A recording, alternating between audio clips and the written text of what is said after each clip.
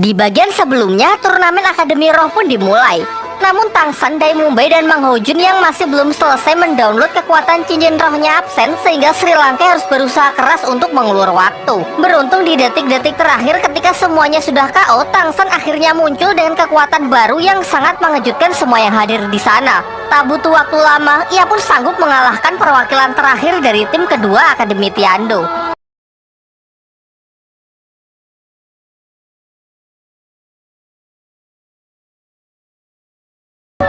Setelah Akademi Sri Lanka dinyatakan menang dalam pertandingan hari ini, mereka pun bergegas kembali ke Akademi untuk mempersiapkan diri di babak kedua yang dijadwalkan 2 hari lagi. Sementara itu, anggota bangsawan yang merasa tak puas dengan kemenangan Sri Lanka memerintahkan Tai Long agar menyuruh kakeknya yang merupakan Master Roh dengan 8 cincin untuk membunuh Tangsan. Diceritakan Tai Long sebenarnya juga terpaksa menurutinya karena keluarganya terikat hutang budi dengan kerajaan Tiando. Di malam harinya, kakek Tai Long mendatangi tempat Tangsan dan langsung membius Yowu. Ia meminta Tangsan ikut dengannya jika tak ingin ada kekacauan. Tangsan pun menurutinya karena ia menyadari ada perbedaan kekuatan yang sangat besar. Sesampainya di luar, kakek Tai Long menyampaikan tujuannya datang ke sini adalah untuk membunuh Tangsan atas perintah dari kerajaan Tiando. Namun Tangsan tak gentar sedikit pun asalkan tak melibatkan teman-temannya yang lain. Ia bersedia bertarung sampai mati. Singkat cerita, setelah melihat tekad Tangsan, kakek Tai Long berubah pikiran dan justru memberikan Tangsan sebuah challenge, yaitu jika Tangsan bisa melewati pintu gerbang Akademi dengan selamat, maka ia akan pulang dan tak akan mencelakai siapapun.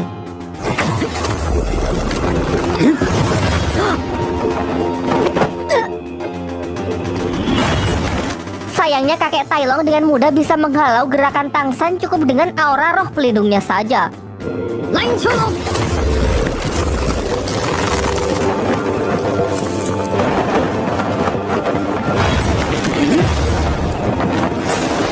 Setelah mencoba berbagai cara namun tak ada satupun yang berhasil, Tangsan pun menggunakan roh pelindung rahasianya dengan melepaskan palu Houtian tepat ke kakek Tai Long. Menyaksikan kekuatan legendaris tersebut, kakek Tai Long sangat terkejut dan langsung menanyakan siapakah identitas Tangsan yang sebenarnya. Pada awalnya Tangsan menolak menceritakannya, namun perlawanannya sia-sia bahkan setelah kedatangan Liu Erlong dan Pak Kepala Akademi yang berusaha membantu. Master Sho yang menyusul meminta agar mereka berdua pergi terlebih dahulu, lalu menyuruh Tangsan untuk memberitahukan siapakah nama ayahnya. Dengan tegas Tangsan mengatakan kalau ayahnya bernama Tang Hao. Sesaat ia mendapatkan kesempatan untuk bergerak cepat melewati pintu gerbang sesuai dengan kesepakatan. Akan tetapi kini hal itu sudah tidak penting lagi, karena setelah tahu bahwa Tangsan memang putra dari Tang Hao, kakek Tai Long memanggilnya Tuan Muda dan bergegas memberikan hormat. Kemudian ia meminta maaf dan mengaku bahwa dirinya adalah anak buah dari ayahnya Tangsan. Di tengah pembicaraan mereka, datanglah kakek Dugu yang langsung membius Tai Long serta kakeknya karena mengira mereka berniat mencelakai Tangsan. Akan tetapi setelah tahu kalau ini cuma salah paham, ia segera melepaskan mereka berdua dari pengaruh racunnya. Seusai tersadar, kakek Tai Long meminta agar semuanya keluar ruangan karena ia ingin berbicara empat mata dengan Tangsan. Di sini ia lalu menceritakan hubungannya dengan Tang Hao kepada Tangsan. Ia menjelaskan kalau di masa lalu kesetiaannya amat tinggi terhadap ayah Tangsan tersebut. Ia bersedia melakukan apapun bahkan jika harus mengorbankan nyawa. Sampai pada suatu ketika, Tang Hao memerintahkannya untuk melakukan perjalanan ke Pulau Dewa, sebuah wilayah di luar dunia dahulu yang dikatakan berada sangat jauh melintasi samudera. Namun ternyata pulau yang dimaksud sebenarnya tidak pernah ada. Tang Hao menyadari bahwa perang besar melawan Balai Roh Pelindung akan segera terjadi, sehingga ia melakukan ini dengan tujuan menghindarkan kakek Tai Long dari perang tersebut agar garis keturunan keluarga Tai tidak akan musnah. Setelah tahu niat baik dari tuannya tersebut, ia pun bergegas kembali. Sayangnya perang telah berakhir yang menewaskan istri dari Tang Hao, dan Tang Hao sendiri menjadi buronan yang keberadaannya tidak ia ketahui. Bersama klannya ia lantas menyerang Balai Roh Pelindung untuk membalaskan dendam dari keluarga Tangsan. Sayangnya dengan jumlah yang sedikit, mereka pun dapat dikalahkan lalu diusir dari kerajaan Balai Roh Pelindung yang kemudian ditampung di kota Tiando. Hal inilah yang menjadi alasan ia memiliki hutang budi kepada bangsawan kerajaan Tiando. Setelah mendengarkan cerita itu, kemudian Tangsan bertanya mengenai dugaannya kalau Tang Hao adalah dalang di balik kejahatan orang-orang di Akademi Changhui. termasuk kasus obat mutasi roh di desanya Mang Hojun dan racun yang meracuni Duguyan. Akan tetapi kakek Tailong meragukan hal itu karena ia sangat mengenal ayah Tangsan yang selalu berbuat kebajikan. Seusai pembicaraan tersebut, Tangsan pergi menemui kakek Dugu yang sejak tadi sudah menunggunya. Kakek Dugu lalu menceritakan bahwa ia baru saja kembali dari Akademi Changhui untuk melakukan penyelidikan. Di sana ia mendapatkan fakta bahwa Sikyu ternyata berada di bawah pengaruh hipnotis dari orang yang bernama Sinian. Kakek Dugu lalu mencoba menggunakan racunnya untuk menekan efek kekuatan pengendali pikiran yang ditanamkan di kepala Sikyu dan ternyata cukup berhasil. Lalu Sikyu yang kembali mendapatkan potongan ingatannya meminta kakek Dugu untuk mengaturkan waktu dan tempat di mana ia bisa menemui Tangsan karena ada hal penting yang ingin ia bicarakan. Singkat cerita, kakek Dugu mempertemukan Tangsan dan Sikyu di gua tempat tinggalnya. Sikyu kemudian menjelaskan bahwa Sinian, master roh dari Akademi Changhui yang kemarin juga sempat menghipnotis Tangsan, berniat memanfaatkan Sri Lanka untuk menjalankan sesuatu rencana yang jahat. Namun ia sendiri juga belum tahu sebenarnya apa rencana jahat tersebut. Ia lalu juga mengungkapkan bahwa setelah terlepas dari pengaruh kekuatan pengontrol pikiran, potongan ingatan masa lalunya perlahan mulai kembali, sehingga ia ingin segera membongkar kedok dari Sinian dan menghancurkannya sebagai bentuk balas dendam. Pembicaraan pun ditutup dengan permintaannya agar Tangsan bersedia bekerja sama untuk menyelesaikan masalah ini. Sebagai gantinya, ia akan membantu Tangsan untuk mencari keberadaan dari Tang Hao, ayah dari Tangsan. Setelah menyampaikan hal tersebut, ia pun segera pergi dan menyuruh Tangsan agar menunggu informasi lebih lanjut. Keesokan harinya, karena merasa gabut hari ini tidak ada jadwal pertandingan untuk tim Sri Lanka, Master Shao mengajak Tangsan pergi ke arena turnamen untuk menyaksikan pertandingan tim dari Akademi Changhui melawan tim kedua dari Akademi Tiando.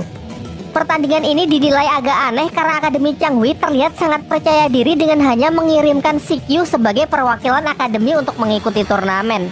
Aturan pertandingan kali ini masih sama dengan yang kemarin, yakni kedua tim diharuskan mengirim perwakilannya masuk ke arena untuk buy one sampai salah satu tim kehabisan anggota. Jelas setelah menelan kekalahannya kemarin melawan tim Sri Lanka, Tailong pun tak akan menahan diri lagi mengingat babak kedua ini menjadi kesempatan terakhir timnya agar tidak gugur. Di jajaran para penonton, Master Shao mengajak Tangsan untuk menganalisis kekuatan roh pelindung dari Sikyu karena Akademi Changhui nantinya juga akan berhadapan melawan tim Sri Lanka.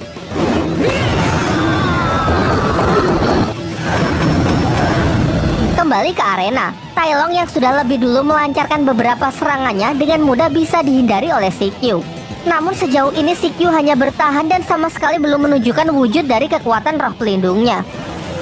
Tiba-tiba kekuatan dan kecepatan Tailong menurun drastis akan ia sedang menahan rasa sakit dari dalam tubuhnya. Di sisi lain semuanya pun dibuat tercengang karena sama sekali tak melihat Sikyu melancarkan serangan. Omae wa mou shindeiru. Dengan sekali hempasan gelombang udara, Tailong pun dilempar keluar arena sehingga Akademi Changhui lah yang dinyatakan sebagai pemenang. Singkat cerita, pertandingan hari ini pun selesai dengan kemenangan Akademi Changhui yang begitu cepat membantai satu persatu anggota tim kedua Akademi Tiando.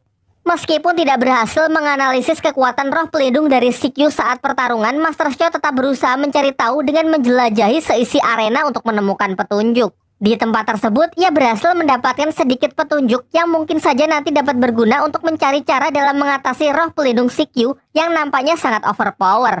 Sesampainya di akademi, Master Shao memberitahukan temuannya ini kepada Dai Mubai. Ia berspekulasi bahwa mungkin hanya Mang Hojun dan Dai Mubai lah yang bisa mengcounter kekuatan dari Sikyu. Namun mengingat masih ada 2 pertandingan lagi sebelum Sri Lanka melawan Akademi Changhui, ia menyuruh mereka berdua agar tidak ikut bertarung dulu di kedua pertandingan tersebut guna menjadi senjata rahasia untuk melawan Sikyu. Sementara itu, untuk mempersiapkan pertandingan, Tangsan berinisiatif membuatkan baju tempur yang menurutnya bisa sedikit membantu saat pertarungan.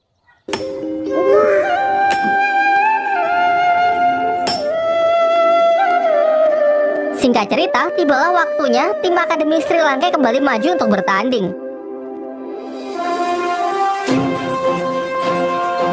Diperlihatkan skin baru buatan Tangsan yang semakin memperjelas kekompakan mereka sebagai sebuah tim yang solid. Akan tetapi berbeda dari pertandingan sebelumnya, pertandingan kali ini adalah Battle Royale 5 versus 5. Dengan menyisakan Dai Mubai dan Mang Hojun, seluruh anggota Sri Lanka pun maju untuk mewakili nama akademinya melawan Akademi Tameng Gajah yang terkenal dengan pertahanan tak tertembusnya.